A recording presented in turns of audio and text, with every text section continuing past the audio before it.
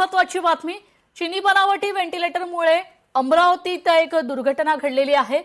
सिन्नर कंपनीचे ventilator duplicate China made होते. काँग्रेस नेते सुनील देशमुखांचं प्रशासनावर हे आरोप आहेत.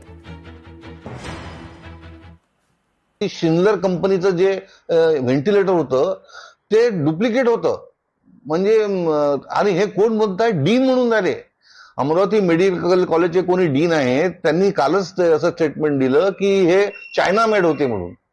म्हणजे किती मोठी टक्केवारी त्या ठिकाणी वरती खाल्ल्या गेली असेल आणि किती सब स्टँडर्ड इन्स्ट्रुमेंट आतमध्ये यांनी पाठवले असेल पूर्ण महाराष्ट्रात. कारण की त्याचं कॉम्प्रेसर असतं, छोटं असतं व्हेंटिलेटर, ते फुटल्यानंतर एवढा मोठा स्फोट होत नाही. त्याच्यामुळे ह्या सगळ्या गोष्टी जर पाहिल्या की वेळेवर ऑडिट करायचं नाही, फायर ऑडिट करायचं नाही, इलेक्ट्रिक ऑडिट करायचं नाही, मॉक ड्रिल करायची नाही. मॉक ड्रिल करणं हे फार अत्यंत महत्वाचं असते. सगळ्या हॉस्पिटलमध्ये ते होतात 3-4 महिन्यामध्ये. लोकशाही मराठी ऐका, पहा, जागरूक रहा.